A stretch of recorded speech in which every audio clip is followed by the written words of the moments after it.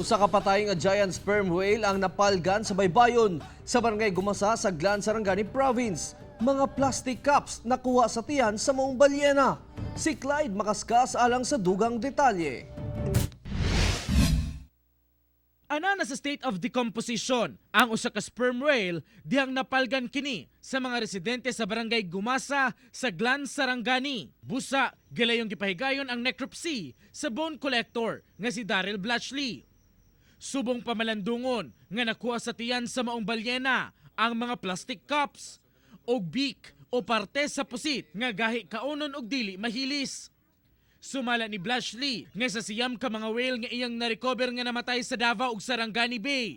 Kini ang ikaunom nga adunay mga plastic sa tiyan. Nagpasabot lamang nga daghan gyapon sa katawhan ang nagpasagad sa paglabay sa ilang mga basura sa kadagatan. What we found inside the stomach was one plastic murag juice ng ice juice na baso and miscellaneous ng squid beaks.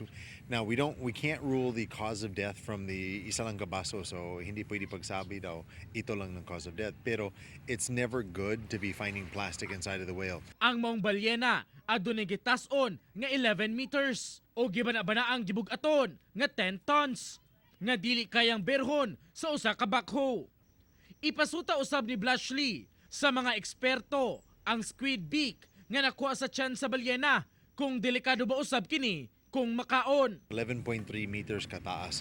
Kunya ang estimated weight dito because with a loader as well as a backhoe dili kaya kanhanang dalawa ng kuan ibira yung isa. So estimated weight mga 10 tons siguro.